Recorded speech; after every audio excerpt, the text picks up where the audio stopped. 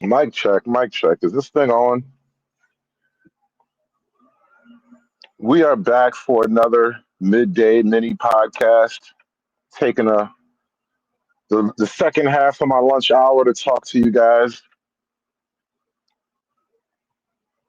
The other day, I had a guest on the show attempt to challenge the notion of being right wing, just the very concept of being on the right, as if somehow it's an invalid position. And I hear this a lot. People see themselves as I don't choose either party. I'm not right nor left, as if they are somehow enlightened centrist above it all. Somehow I am so noble I can see the hollowness and emptiness of both of them, and I choose neither. Right? That's kind of the position I think a lot of folks take. And so I encountered something like that on my panel recently, where I basically said to a guy, I guess, he had asked me why I'm right wing, and I said, I'm right because I'm right, which is an incredibly obnoxious, self satisfactory type of sentiment. And I don't quite mean it in the obnoxious way. I definitely did want to sound obnoxious in the moment, but in practical reality, the right wing of American politics is generally the more factually correct side of the argument.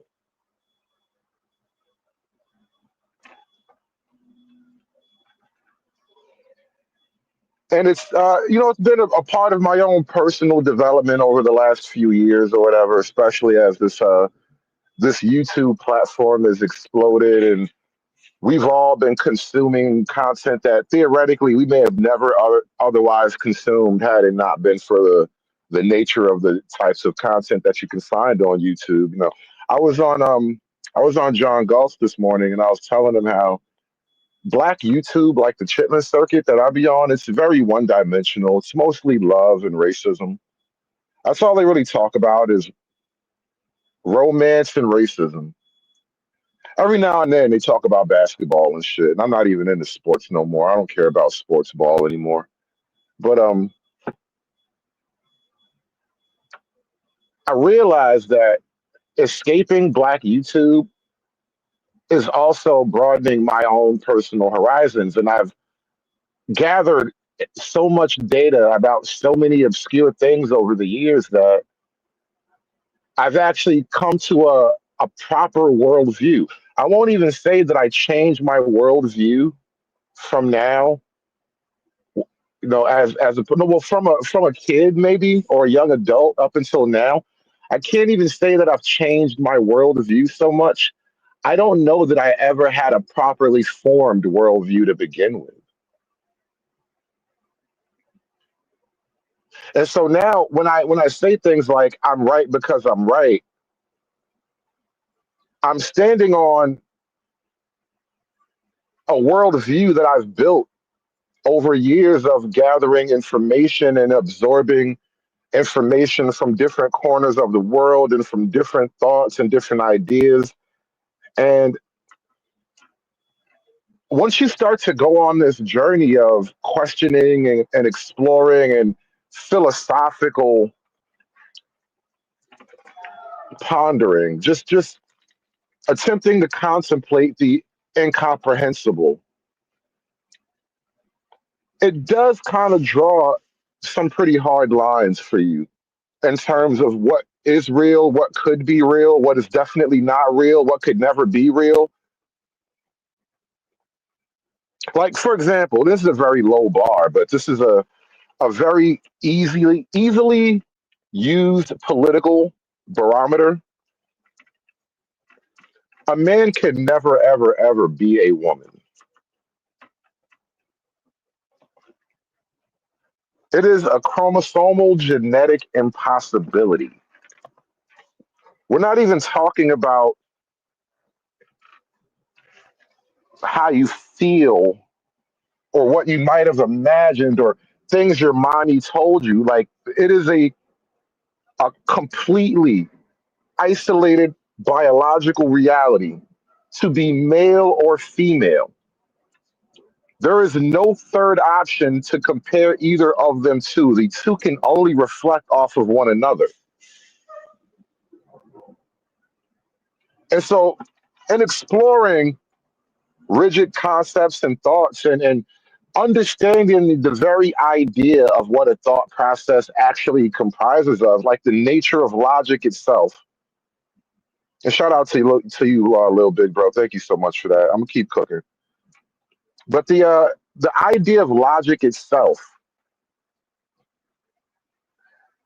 it seems to be a concept that kind of escapes the vast majority of everybody we encounter on the Chitlin circuit, right? This is a great example. I'm probably going to review this when I get back home. Maybe not tonight because I'm gonna be working all day. I won't be getting home till later. But hashtag work conservative. But there's a show that just dropped on This Might Be Risky, where it was basically the guys. It was DJ Hamp and the other guy with the big bald head and the glasses. Got like a deep voice, kind of like a professor.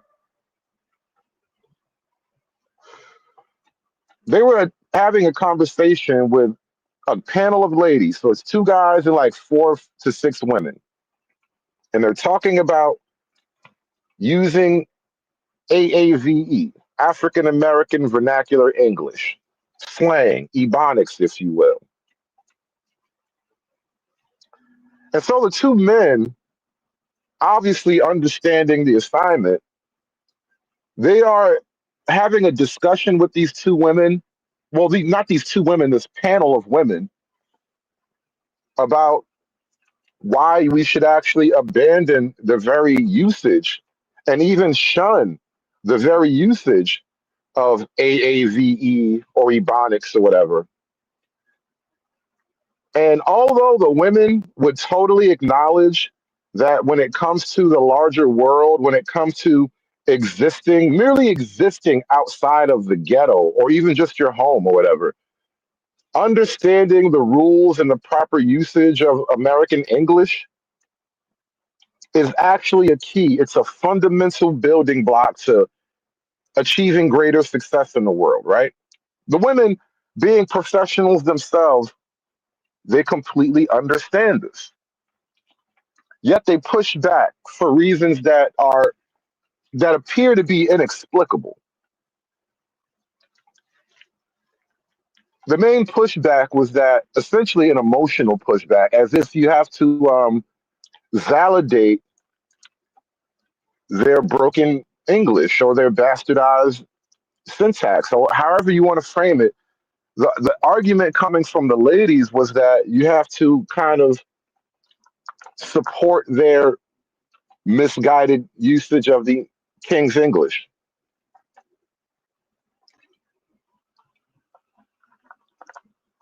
And I kind of was thinking about that. I think, one, them being ladies, black women, professional or not, black women in general just have a relatively difficult time accepting direction and criticism and whatnot from black men. So it seems there was a little bit of resistance in that level. Because I mean, to a man, all the men were on one side. There was only two guys, and all the ladies were on the other side of like, well, let them speak how they speak at home. Don't tell them that how they talk in their house is wrong. And I'm like, well, what if it's fucking wrong? What if it is objectively wrong? It is negative behavior that we're carrying forward. So the thing is, I find myself further and further on the right wing of American politics because of that sort of reality.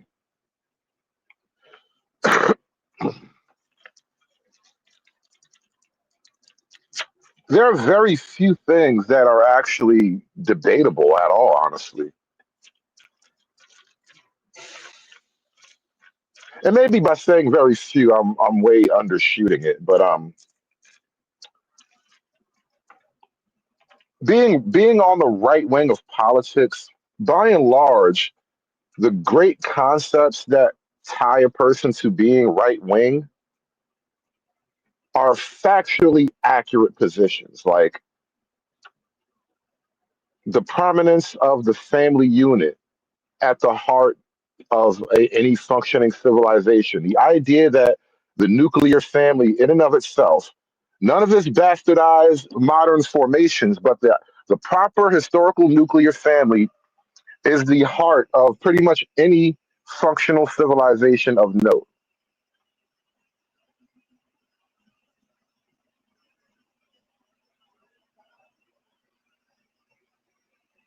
It is actually a kind of tenet. They don't necessarily say this at this point, but they operate on this level that the traditional nuclear family is like an oppressive patriarchal token of a bygone era. So they kind of operate on a policy level that attacks the very concept, right? But if you're on the right wing, you just recognize the validity of that position. You know, we did gender already, so we're not going to keep beating the dead horse, but the idea of sex and sexuality.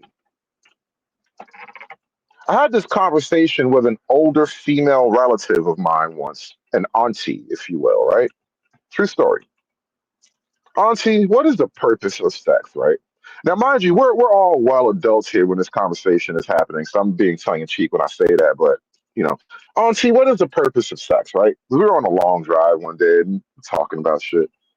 I forgot how it even came up, but I asked her that question. We were talking about some. I was. This is me in the beginning of my right wing leanings and shit.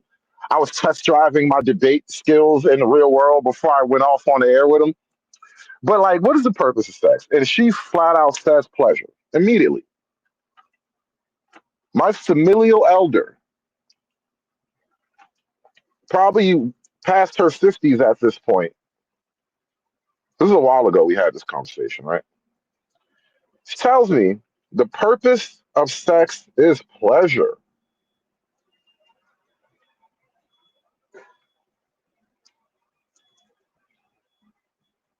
So I had to swallow my familial disappointment at how misguided my own female elders are. But the purpose of sex is not pleasure. The purpose of sex is reproduction. It is to make a baby.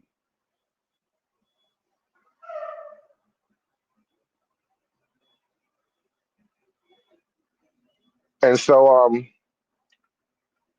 no, no, no, she's not butch or nothing like that. She's just, a queen. Just a regular, strong, independent black woman. We've seen them all, short hair, glasses. We've seen them all. And so that to me gave me an inkling of just the moral realities of the life around me, not just within my own family, but, at large, Black America in general, right? Which the more I come to understand and the better I get at argumentation,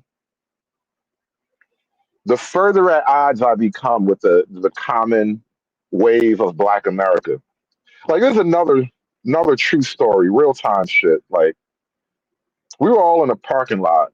We back in the projects and shit. We was all smoking, drinking. We in the parking lot, and I don't even know. I don't remember how this came up because it was a while ago, and smoking, drinking. But somebody was kind of like picking on me for my right wing ideas that I had started talking about recently or whatever.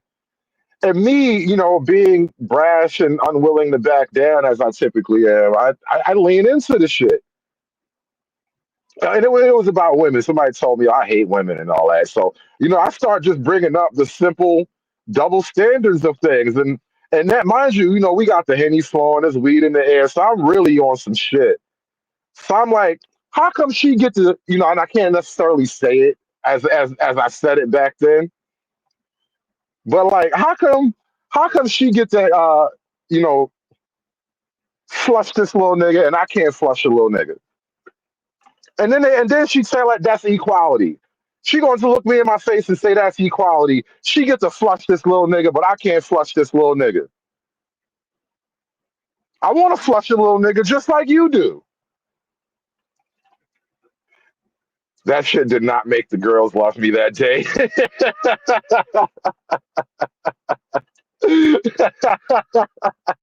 That shit did not make the girls happy that day. But like real shit.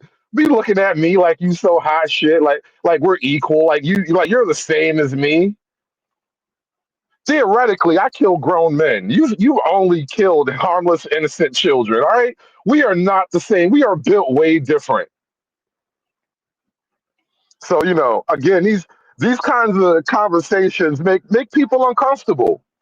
Make people uncomfortable, right? But only one of us in this relationship is a serial killer, bitch, and I'm looking at her. All right, that is the roughness of truth. That is the brashness of being right and confident that you can sometimes tap into. Because once you realize the gravity of that kind of position, like I can go so deep with that shit now, right? And all of that rests on a simple mathematical realism. I'm right because I'm right.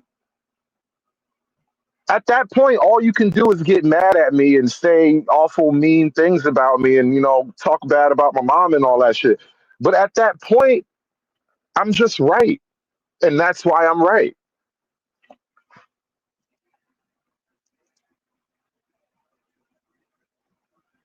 This idea that the liberals have right now about open borders and this notion that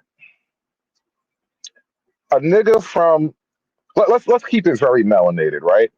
This notion that a guy from Gambia can roll out of a goddamn shipping crate and 2 weeks from now be considered just as American as me, who had to ask my grandmother, did she ever know slaves when she was little?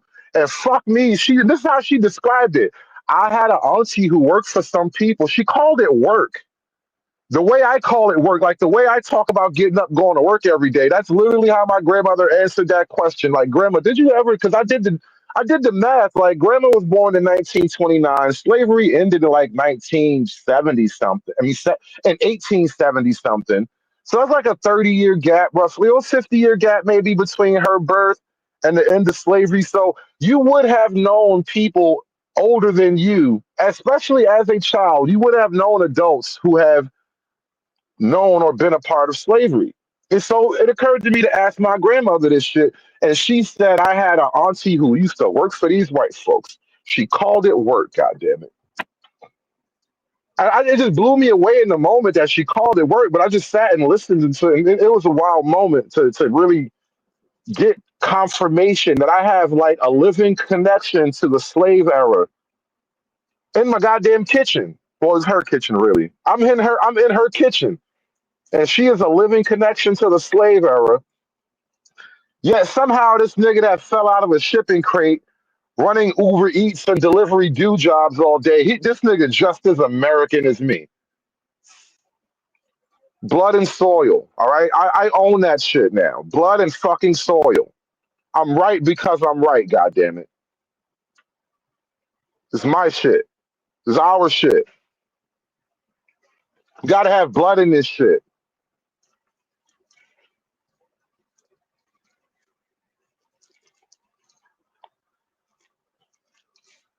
And I think there's an obvious fear that the right wing generates in the left wing and in the black left in particular.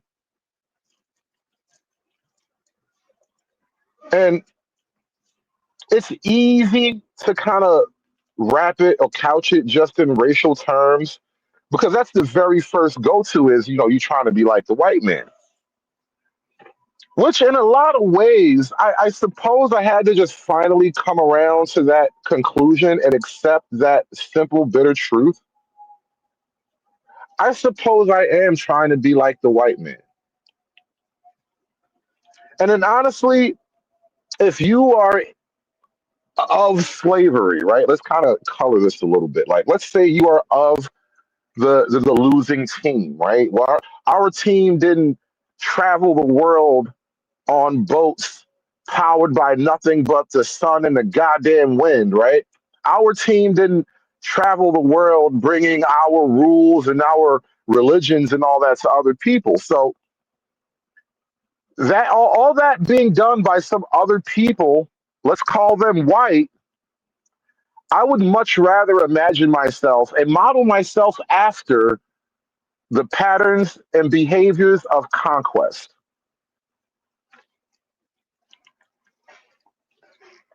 I would much rather have visions or even a mythology that is geared around something like success, right? Something like dominance, something like achieving, something like winning. Shout out to Charlie Kirk. I mean Charlie Kirk, Charlie Sheen. Fucking hell. Shout out to Charlie Sheen. I hear that guy's still around. Rich people don't ever die from AIDS. You gotta get them the old fashioned way.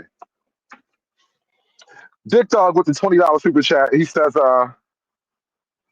the evolutionary design of the pleasure of sex is to trick you into reproduction. It's similar to how a Venus flytrap grows a flower far away from its mouth parts in order to not eat its own pollinators. Yeah, there's absolutely an evolutionary design to the pleasure of sex, and I would argue it's more not. I mean, animals are biologically drawn to reproduce, so I don't think you need an orgasm just to solve that equation. I think the purpose of the orgasm is to nurture pair bonding. Dick Dog. I think that is the true evolutionary purpose of the actual orgasm is to generate a sense of shared pleasure between the male and the female, bonding in perpetuity, right?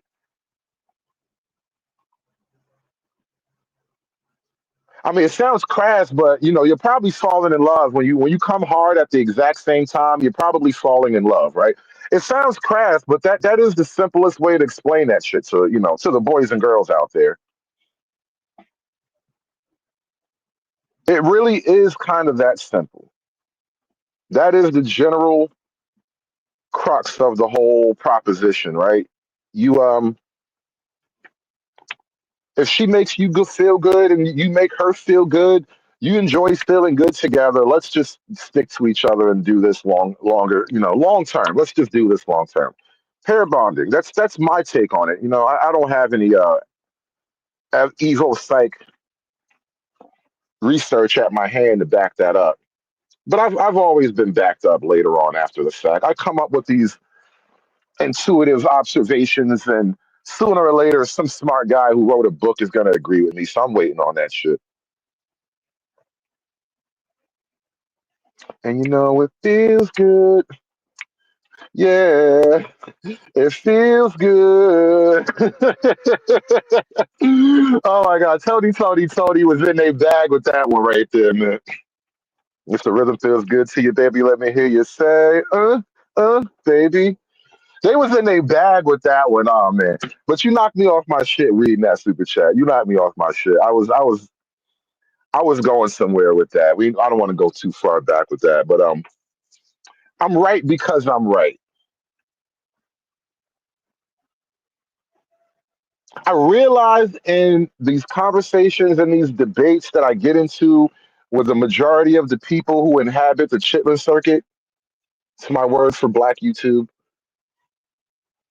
the vast majority of these people have not had their ideas tested by fire. Most of these ideas can only thrive in a friendly, all black, I don't want to say nothing that makes anybody uncomfortable type of environment.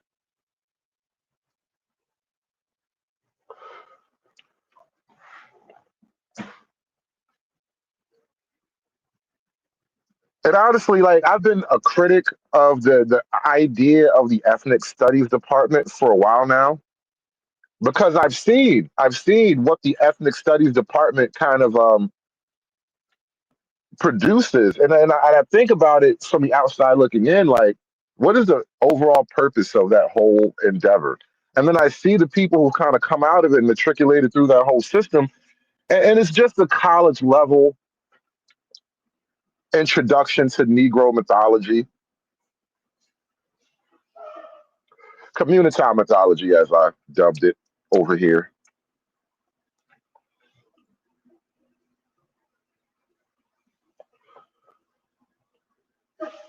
Like the idea of global white supremacy, right?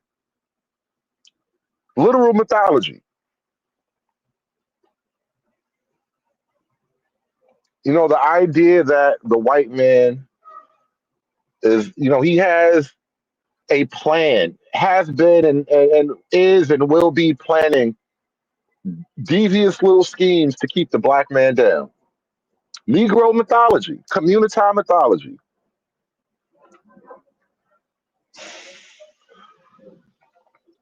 The white man stole our ancient civilizational secrets. He stole the recipe of pyramid building, even though the white man hasn't really built any pyramids in Europe. Somehow he stole pyramid building. Technically, there might be one pyramid in Europe. Nobody wants to acknowledge it.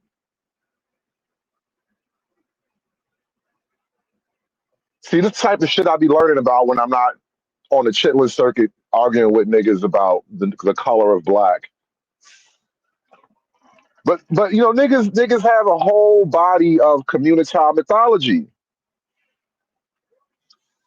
And again, examining the nature of logic and applying this to the argumentation of the community, it only pushes me further and further away from the community. Because the community, whether they're politically active or politically knowledgeable at all, you almost start out on the left wing by default. And so as I kind of get further and further away from the mainstream thinking of the community, it just becomes further and further solidified in my mind that I'm right because I'm right. Like I was talking to one of my homeboys a long time ago, just about things in general, life stuff, and had to say to him like, we grow up in this hood, and me, I was fortunate enough that I didn't quite grow up in the hood. I was a visitor to the hood for most of my childhood, so I kind of got like middle class acculturation, which is why I kind of have my funny ways. I just don't quite fit in with certain niggas because, like, I think the word for it was like I was a middle. I read a book about some woman. I read a book from some woman who described that phenomenon of being black and middle class, but also being in the ghetto sometimes, and you kind of have a foot in both worlds. And that was me. I was middle class, army brat life, and then we go on summer break in the projects. That type shit, right? And so now, grown man having a conversation with my homeboy and shit, in the projects around the way. And it's like, bro, you realize growing up around here, right?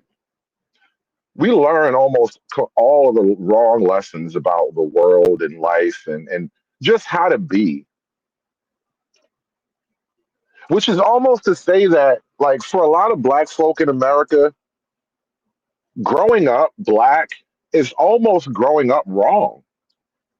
And it's such a fucked up thing. It is so fucking traumatizing to imagine it that way, but that is the reality of it, right? Growing up, quote unquote, black in a lot of ways is like growing up wrong. Because, like, not only do we kind of come from this matriarchal bubble inside of a patriarchal world of strivers,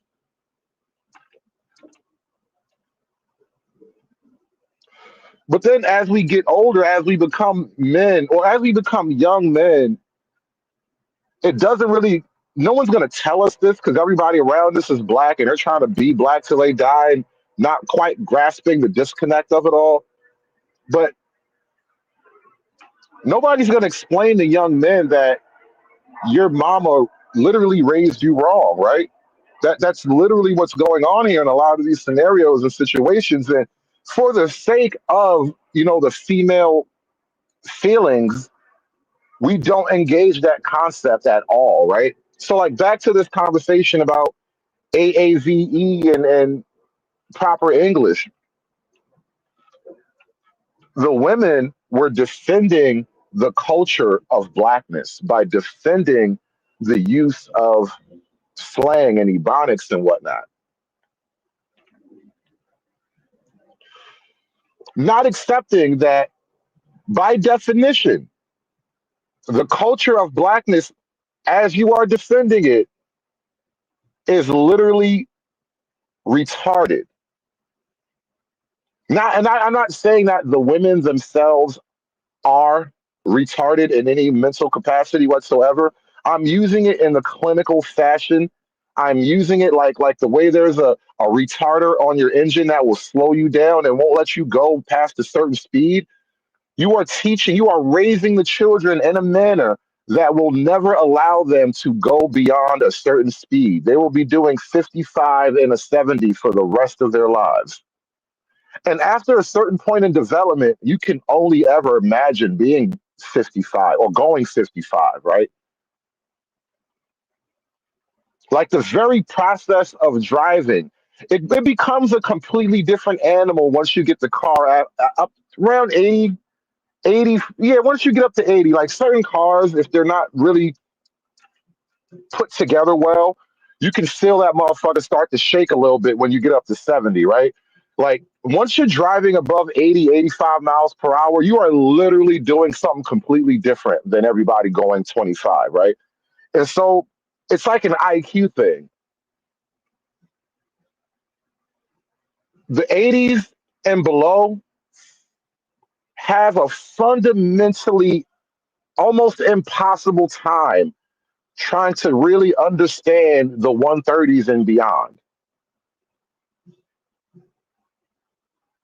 And so, growing up black as I did, I just had to come to a realization that I am not on the right side of things in general. Have to live better, have to eat better, have to think better. I'm not much of a praying man, but I contemplate the nature of the infinite, the divine, which again, I'm right because I'm right, which is not to say that I have the answer to every single thing. And I'm quite happy to say I don't know something when I don't know something. But ultimately, when it comes to the major questions of life, what is best in life? Imagine asking a troon what's best in life.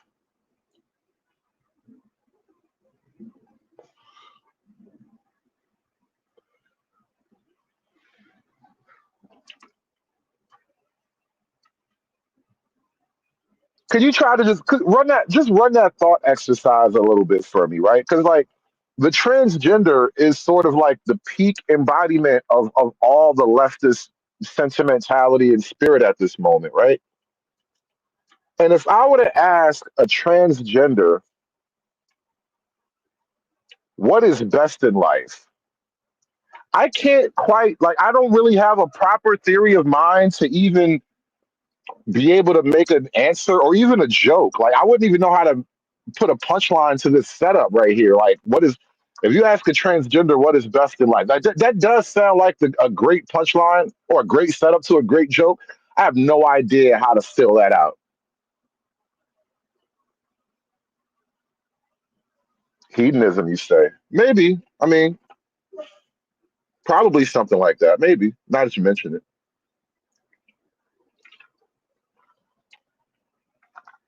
But the reason why I even pose that kind of questioning because it gets down to a mode of thought. How does one actually see and relate to the world, right?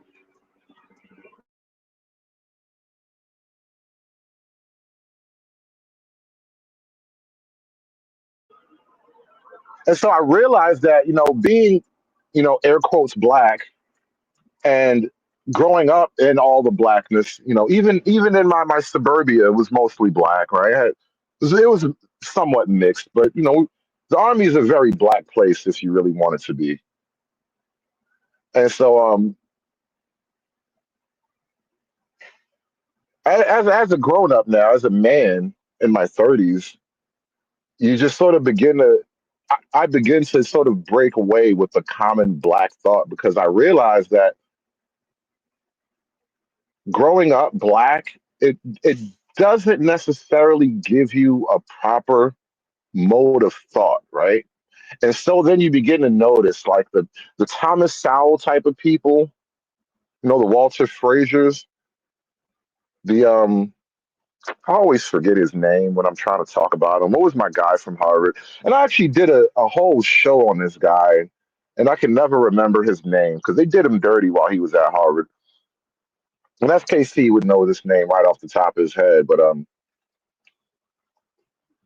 no, I'm in my 40s now, but I'm talking about, the progression of thought over a span of time. So this is, I'm literally going back to 10, 15-year-old memories, right? But when I hear no, no, not fucking Cornell West. Cornell West is never mind. When I hear the men who can speak eruditely, strongly and completely logically and cogently about a vast array of complex ideas. When I hear black men like that, what I'm hearing is black men who have, in one way or another, transcended air quotes blackness. Like the physical realities of the world, it is what it is. We are who, yeah. Roland Fry, thank you so much. I knew somebody would remember his name, but Roland Fry, a guy from Harvard, and he did a great study disproving negative interactions with the police. Black folk are more than likely to have positive interactions with the police, generally speaking. Meaning, well, let me be more specific, right? Of all the interactions that the police have with people throughout a year, he went to different databases and put a little team of undergrads together, and he got all the information, and he discovered that he discovered that white cops are less likely to shoot black people, while they may be slightly more likely to use direct physical force. They are way less likely to shoot you because no white cop wants to deal with that circus, right? So after that study, they got rid of him.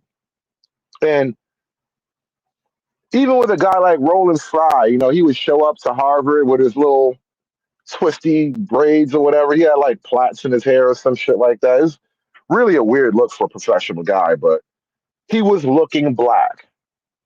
And the black woman that ran it all, Claudine Gay, who they just got rid of last couple months ago, she worked to get rid of him. And I think the problem is that she could recognize that even though he, had his little swag and he could speak the lingo and all the ebonical flair and all that shit, the nigga had transcended his blackness, and she just simply could not allow that to flourish.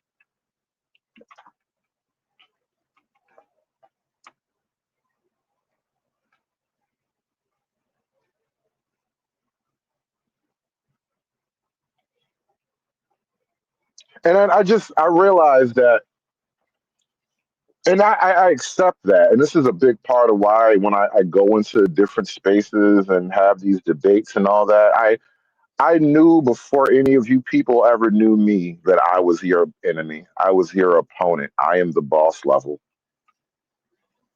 And so when I go into these spaces, or even, somebody like we had a guy here the other day, it was a DC Slim or whatever. And then thank you to DC Slim for like holding the court in that moment because, it's rough having your back to the wall, trying to fight off a bunch of different people. I've been in that position before. It doesn't always go well, but it's an enlightening experience. I would advise people to engage in that way. Be the one guy trying to prove everybody wrong every now and then.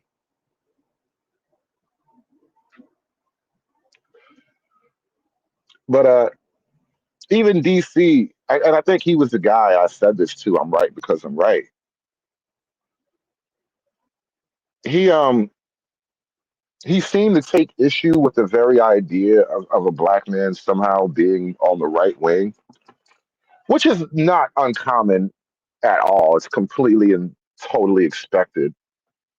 But I don't think we've ever really done a sort of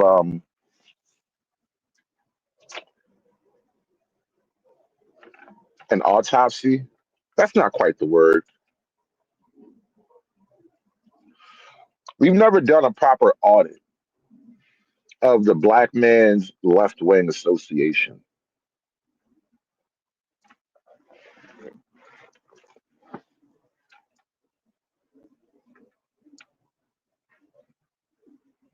Why? Like, and I noticed this years and years ago when I first started doing this YouTube stuff, and I was going on different channels debating, and I made the Black Brain Trust basically like, well, they haven't dissolved. The niggas are like the Weather Underground right now.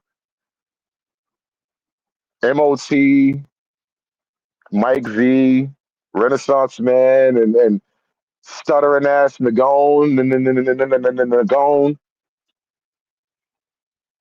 I used to argue with them niggas all the time. And now they basically like went underground and shit. And the thing is, right, I realized in those moments years ago, none of you have ever been challenged or been in a position where the idea, your fucking identity as a so-called righteous black man has never been properly challenged.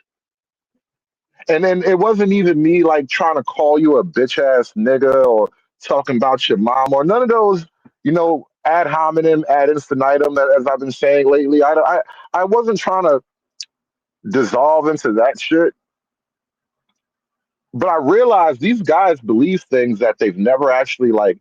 None of these ideas, your rubber has never hit the road, bro. This is all theoretical shit. And not only is it theoretical, it's emotionally theoretical. Like you're basing logical positions on a set of feelings that perhaps you have not even explored.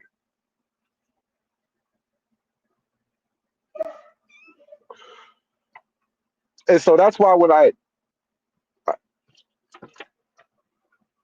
find myself excuse me,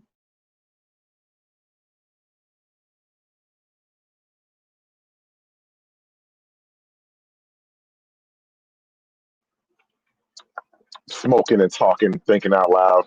Sometimes smoke goes the wrong way. But I'm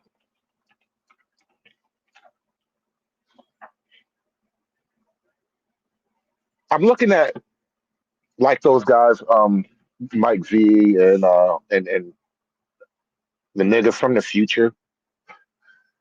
And I realized when I was arguing with them, their positions are held on to. Like, I don't have a deep emotional attachment to any of the arguments that I really make. I don't know that any of the positions that I really stand on are something that it's not like it's my identity and therefore I have to defend it above all else.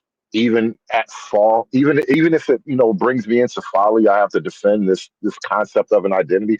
I don't think I'm arguing from those kinds of positions. So I realized in those moments, these guys, and these are like, the black brain trust, right? So they style themselves as like a group of black men who think deeply about anything, right? And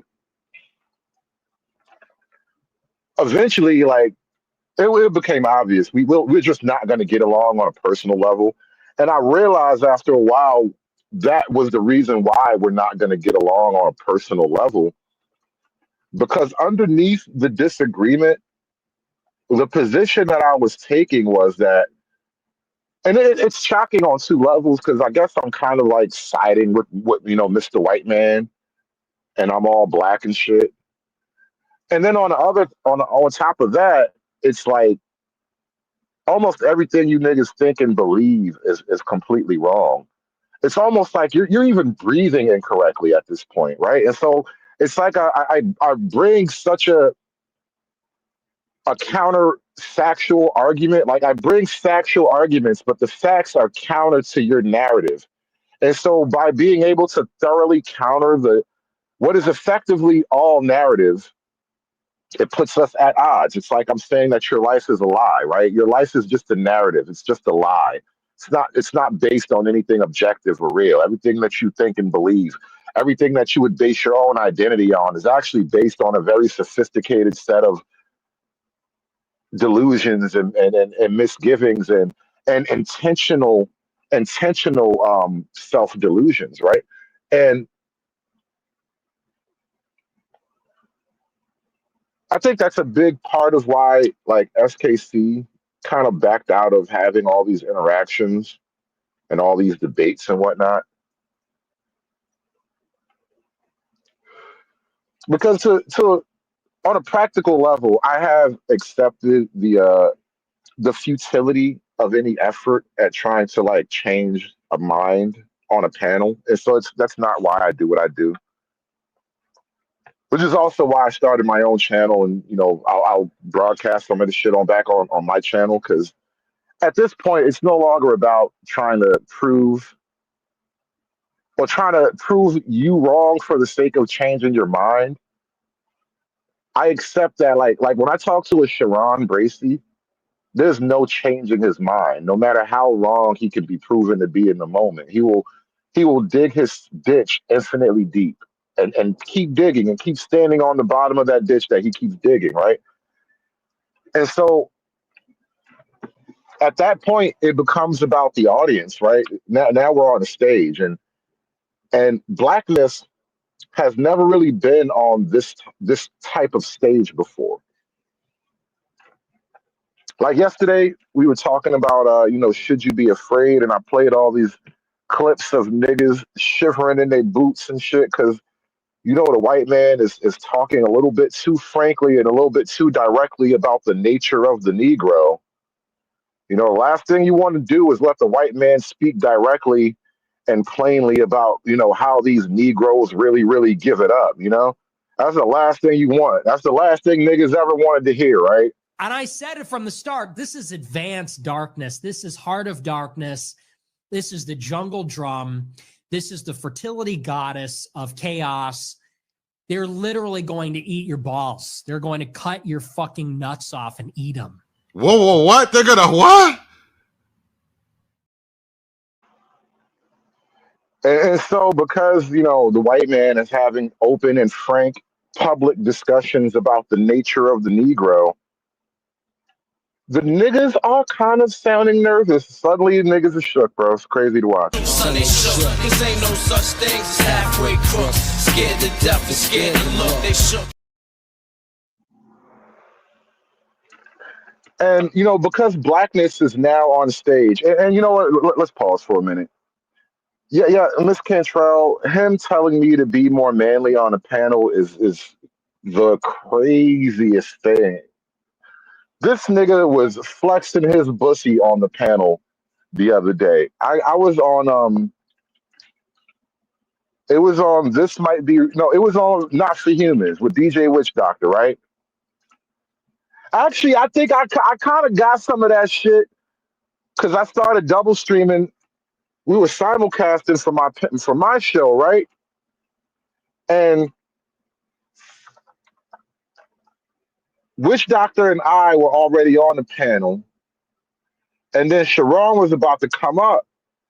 And then when Witch Doctor he let him up on the panel, Sharon, he had his camera up, and he has like his regular background is his crib.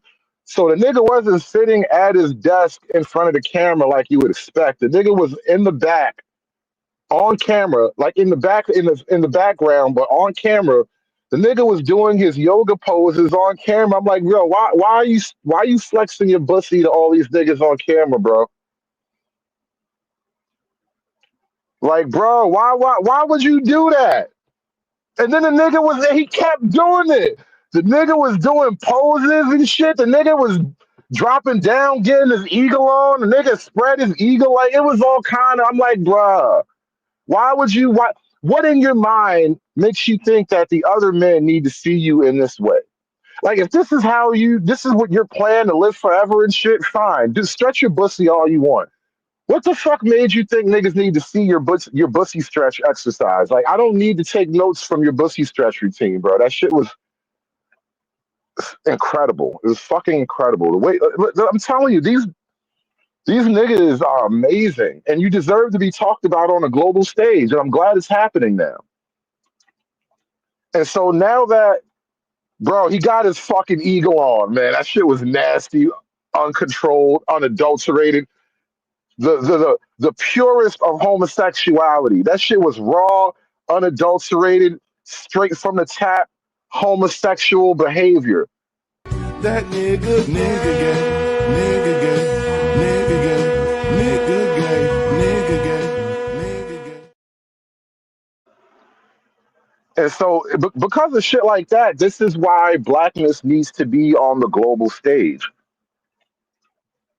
And let's everybody talk about it and see how right you feel after the conversation. Are you really right, or did you just feel some type of way about some shit?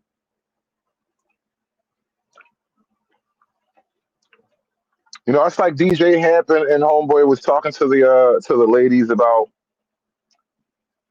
ebonics and shit, and it's obvious the ladies just they feel a certain type of way, but you're not actually right. And I guess what I'm kind of saying too in a roundabout way is like, personally, I feel as though I've been on sort of a quest, if you will, just trying to discover what's really true. Like the quote from Conan, "What is best in life? What is true in life? Like, what are the ultimate truths in life? The unshakable truths, something that is, has been, and will always be true in life."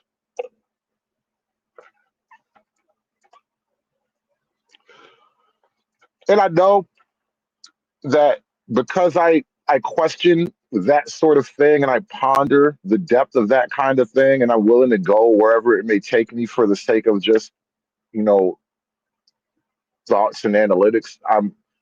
I understand that puts me outside of the main group.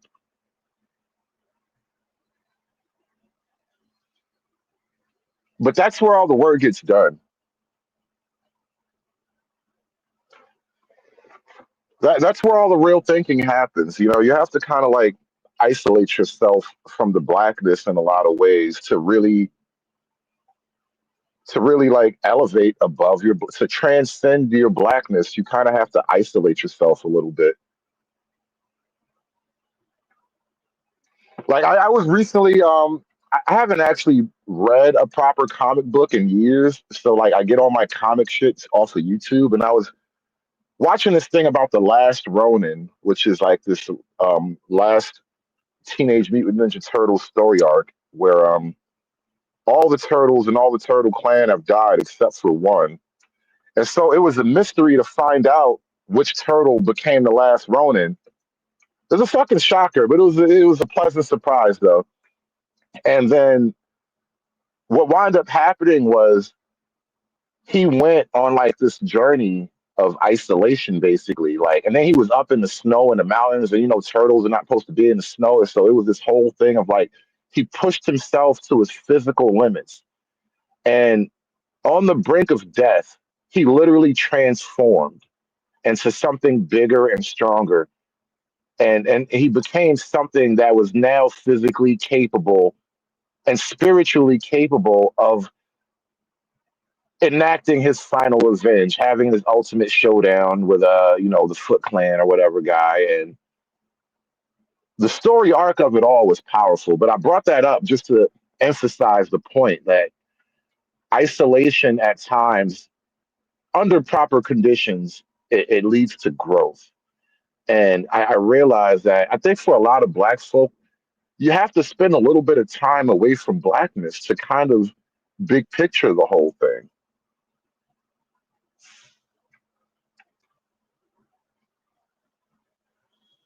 Like back in the day when I was a kid, They used to have this thing called the Fresh Air Fund, where it was literally a straightforward deal. Like these niggas is in the projects with all the pollution and all the smog and shit. You got to get them some fresh air. That'll do them some good, right? And so the Fresh Air Fund, if you think about it, it was a program, probably had some government money behind it. So it was like a government effort to get these kids out of the ghetto and isolate them away from the blackness so that they can properly develop and grow, even if it was for just a couple of weeks at a time.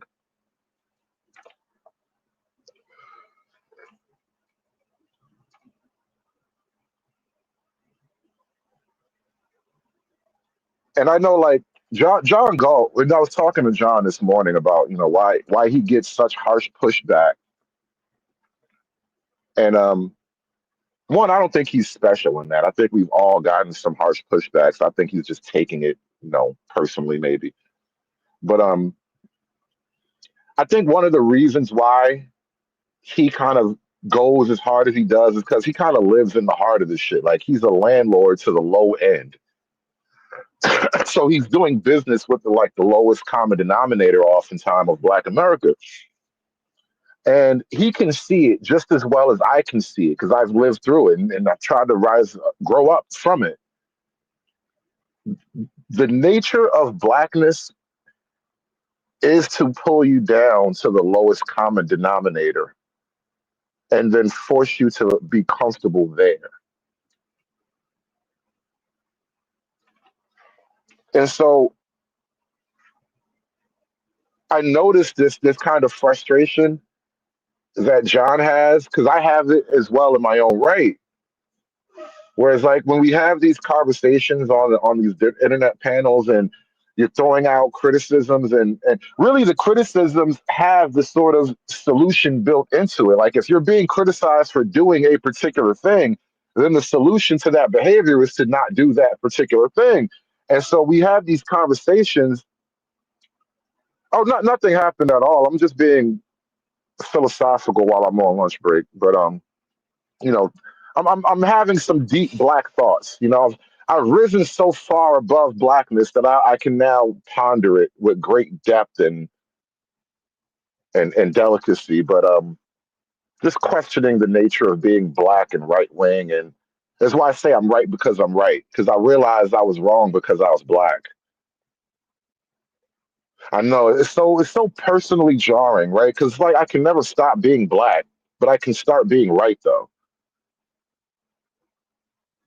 It's like when Dirty Folks and I we both kind of came to this similar phrase in our own right. Like you can be Black or you can be a man, but you can't always be both, and sometimes you got to choose.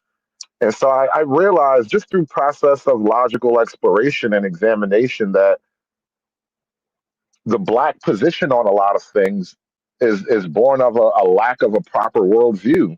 So therefore, you're going to be wrong about things because you've never been properly trained or taught how to conceive of things in a certain way. Like the Black conception of the world puts everything through a hostile racial lens when it's not quite that, especially when we're talking about just America in general.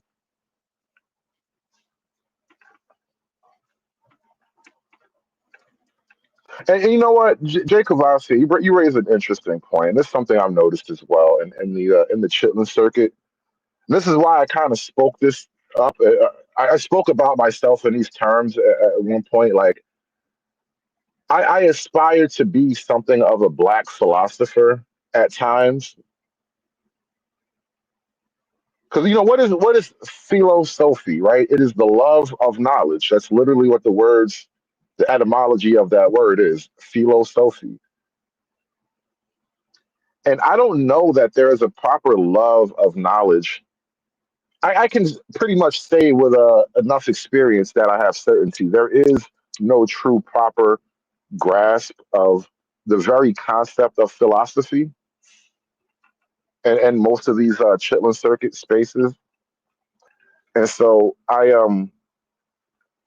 know that like This is why it is a thing that happens over and over again.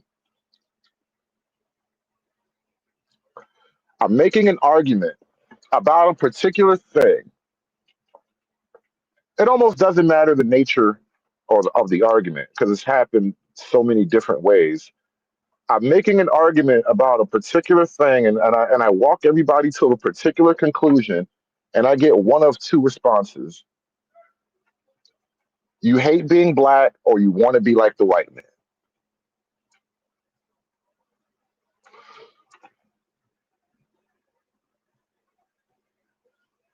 Which, before I entered my boss level phase, I might have bristled at the idea of hating being black, or wanting to be like the white man. It was an uncomfortable attack at one point. And then, as I reached boss level, I realized that wanting to be like the white man is literally exactly the conversation that's being had. And not even just by me necessarily, but that's the conversation that you niggas be having. You want all of the benefits of the white man's civilization, yet you have no grasp of the intricacies of what civilization as a concept actually entails. So, like, one day I'm listening to a Sub Zero, right? And as a guest, he had Teach and Chuck. Teach and Chuck does a lot of work with what's that brother's name? He's doing an MLK documentary right now. But anyway, Teach and Chuck, he does a lot of great work in terms of like the history, the secret unknown history of the civil rights era and how it's really dark and perverted and corrupt. And one day, the first time I had ever heard of Teach and Chuck, he's on Sub Zero. And Teach and Chuck basically says flat out, Black Africa has never actually built what would be called civilization. Chad Jackson, yeah, thank you. You can find Teach and Chuck on Chad O. Jackson's channel a lot. But Chuck said flat out, nowhere in Black Africa has proper civilization ever been built. It wasn't until the modern world, with colonialization and all that, that civilization properly entered Black Africa. And he made a great case for why, and we could actually intuitively understand that now if you've been a fan of this channel for a while, because the issue that we discovered, SKC and I, with the black, the African language patterns and the lack of certain objective abstract concepts in the African linguistics, it does denote a lack of civilizational building blocks, right?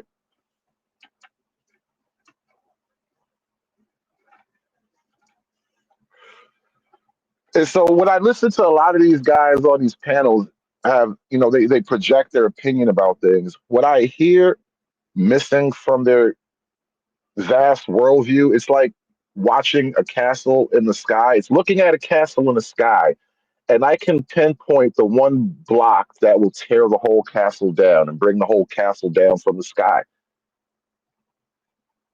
And that comes from logical, rational, rigorous argumentation, right? Putting myself through the fire of debate, being yelled at, being told how wrong I am, being told to go back and look it up and all that. And I realized how little of that actually happens on the other side.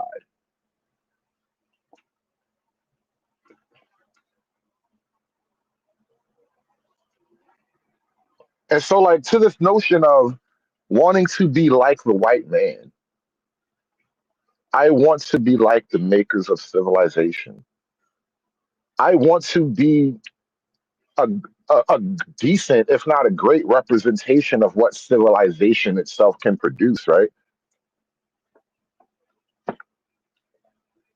All of these are abstract concepts that have no proper definition in a lot of native African languages, by the way.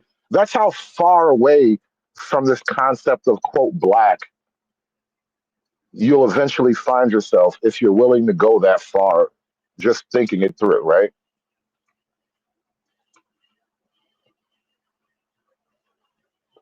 Like the very existence of the cargo cult. I remember having a a visceral reaction to the first time I watched the cargo cult videos. And the fact that these people on an island, they literally worshiped a guy named John something. I forget, because there's a bunch of different islands. There is no one cargo cult. This is a term to describe a phenomenon that's been observed across vast different groups, right? All across like the South Pacific and the Indian Ocean or whatever. And so when I discovered the cargo cult, I remember having like a almost like my body did not like ingesting the reality that presented to me.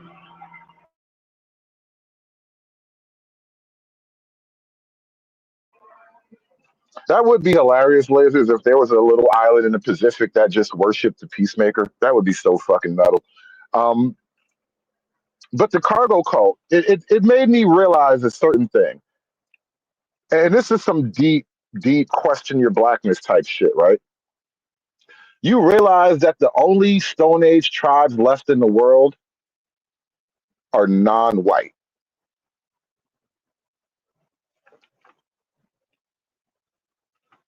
Just think about that for a minute.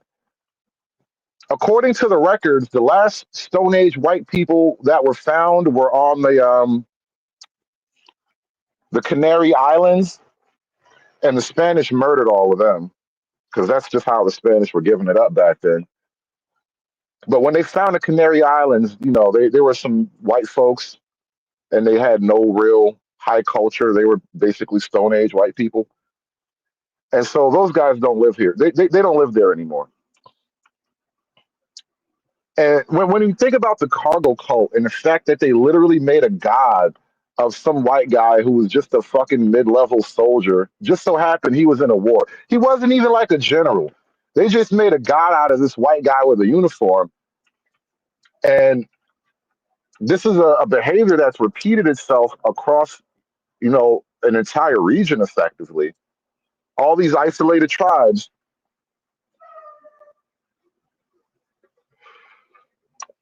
When it comes down to it,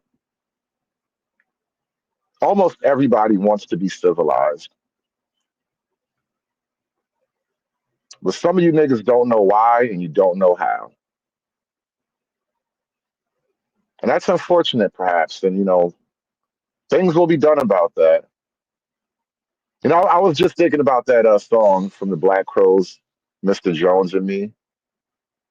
We all want to be big, big stars, but we don't know why and we don't know how. Civilizational aspects. Well, aspirations, rather. Civilizational aspirations, all you niggas really, in your heart of hearts, you want to be of civilization, but you don't quite understand it. And so you find yourself at odds with it. It's like I was saying about like the slavery thing and the plantation.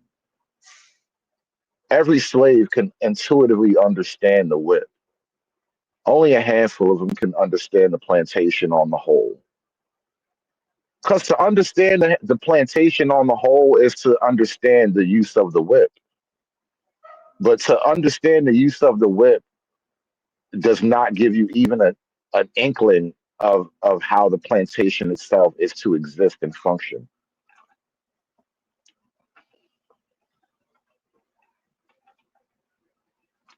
So shout out to Mr. Jones and me getting all philosophical and shit in the middle of the day. We all want to be big, big stars, but we got different reasons for that. Believe in me. If you believed in anything, because I want to be someone who believes.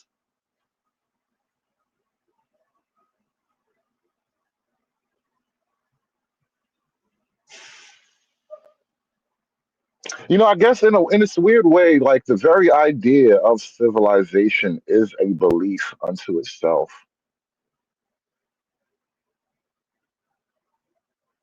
Like I'm sitting here at this fucking warehouse facility waiting to go do this job and be a part of this big giant thing.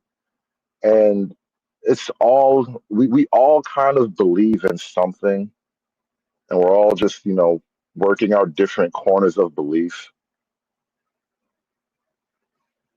But to be of civilization, civilization in and of itself, like those two things, it's a belief, therefore you must believe in it in order to properly be of it.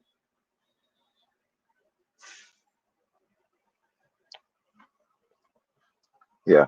Anyway, this is the shit I be thinking about when I'm alone in my car staring off through the open sunroof. It's nice out today. It's a blue sky. It's easy to get philosophical about a blue sky. Shout out to Lasers with the $2 super chat. Y'all, I hope you guys have a great day.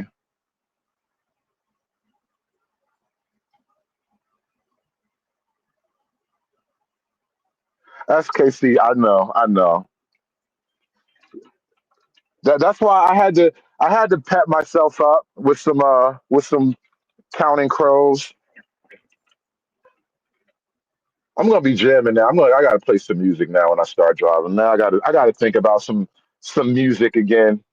Some the songs of civilization. You realize that's what rap music is not? By and large, like there's great rap music, but as a genre, generally speaking, rap music does not comprise the songs of civilization. These are the anti-civilizational anthems. Wild out, you know, if the belts are in the club acting like you can't get it, fuck that, wild out. These are the songs of anti-civilization.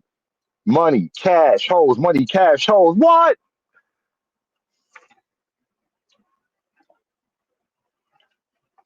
I mean, 80s rap wasn't necessarily much better, you know? It's like a jungle sometimes. It makes me wonder how I keep from going under. I mean, really, they were kind of on it already. Like it was a lot more positive. Don't get me wrong. Like it was a completely different world, right? But even as they described rap back then as like the voice of the street or whatever, they were describing the culture. That was the culture of anti culture. And so that's kind of what has now taken hold of rap in general as a genre. It's all that at this point. So I can agree that there's been a big shift. But at this point right now, like, sipping on some scissor, sipping on some bark bark chicken head, bark bark. These are the songs of anti-civilization, right? Fucking drill music, trap queens and shit. I want you to be mine again, baby. I know my lifestyle is driving you crazy. This is some anti-civilizational bullshit. This is why I just can't. I used to not listen to rap when my kids were in the car because I didn't want to put that in my kids' mind. And now I just don't even want that shit in my mind anymore.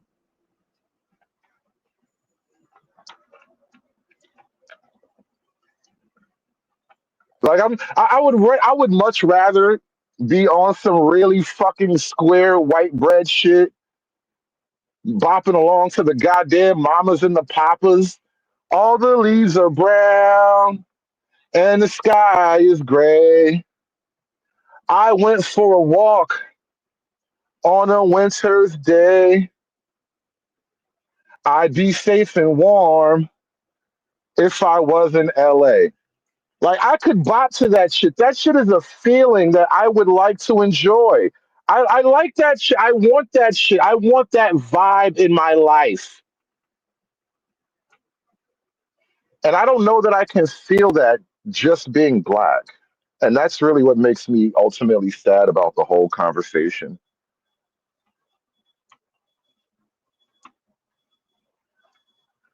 I know why you go so hard against it. Like, let me break it. Let me put it in black terms, right? Tracy Chapman. I got a couple of more minutes before we really have to get this thing over with. So let me wrap this up and put a bow on it.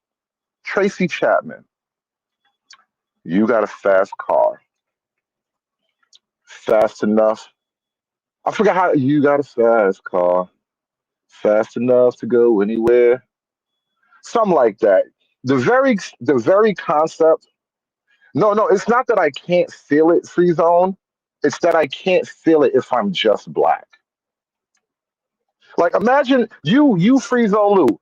Go into like whatever black neighborhood that you're familiar with, or whatever the homies, or whatever wherever your family from, or some type of shit like that. Go around there and bop to the mamas and the papas.